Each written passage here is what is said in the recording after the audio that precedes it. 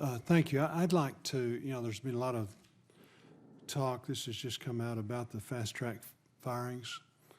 Can you tell me, I know we've discussed it already in the committee, can you tell me your position on that?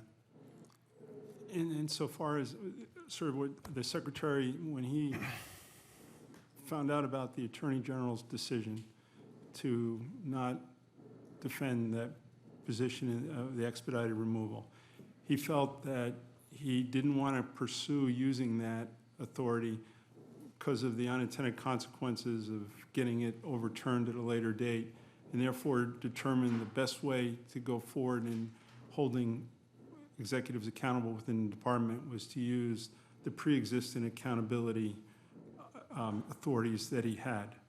He doesn't want to see the department removing anybody only to have the courts later reinstate them. Yeah, the problem is that our responsibility of the committee is to hold him and you responsible also.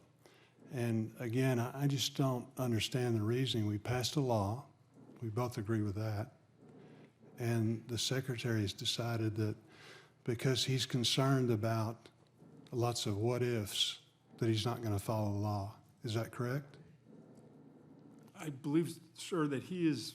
But that's the essence of it, isn't it?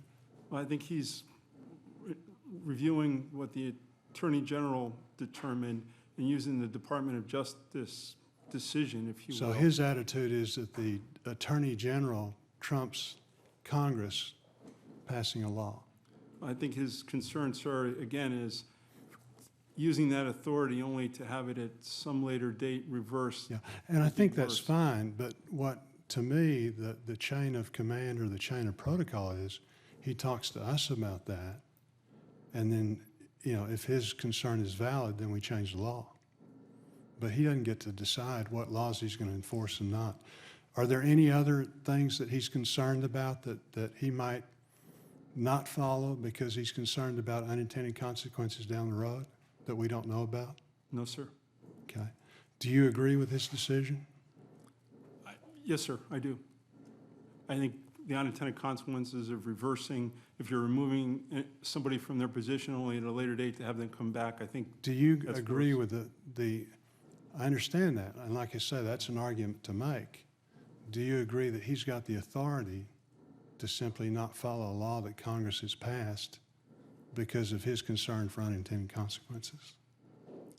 I think, sir, and yes, I believe he does, given what the Department of Justice determined. Okay. Because, sir, he's still holding people accountable. It's just which authority is he doing it under? It's not a. He was quoted as saying the old process is fine. So, is it fine, or is he doing something different, or?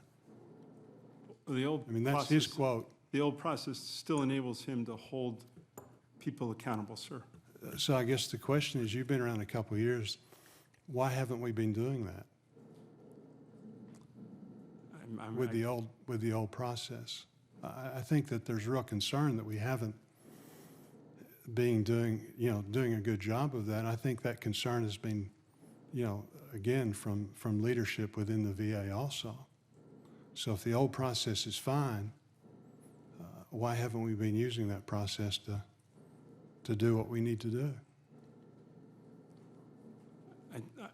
I firmly believe, sir, the Secretary has outlined what his view of accountability, and to all of his senior executives, we know what's expected of us within the senior executive corps and what we need to deliver. So can you give us some examples of what you're doing to try and hold people accountable that is different?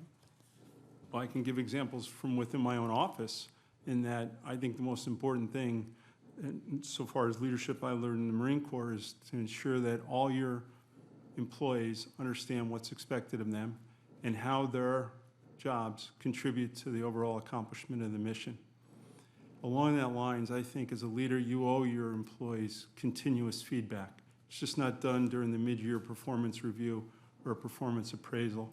And if there are problems, you address them with the employee and their supervisor to ensure that they understand what they need to do to meet the levels of expectation. With a very distinguished career in the Marine Corps, after doing that, did you occasionally have to fire some people? We had to take actions against people. And so you occasionally had to fire some people. We didn't have, I'm kind of getting uncomfortable talking about specific personnel in a small office, but we had to make. I'm talking about in your Marine Corps. Oh, in the Marine Corps, yes, I have. And you needed to do that to make the place. You did what you said, you know, regarding your Marine Corps leadership, and I agree with that totally. And you know, nobody has exhibited that more than you have in the sense of your career. But I guess what we're saying, or what I'm saying is that we need to do all those things, but at the end of the day, you know, this is like the sixth largest, if this were a corporation, it's the sixth largest corporation in the country. At the end of the day, there's people that don't work out, and they need to be gotten rid of in a fairly easy way. So again, that's the problem I've got. And I do want to thank you so much for your service and truly respect all that you stand for. Thank you, Mr. Chairman.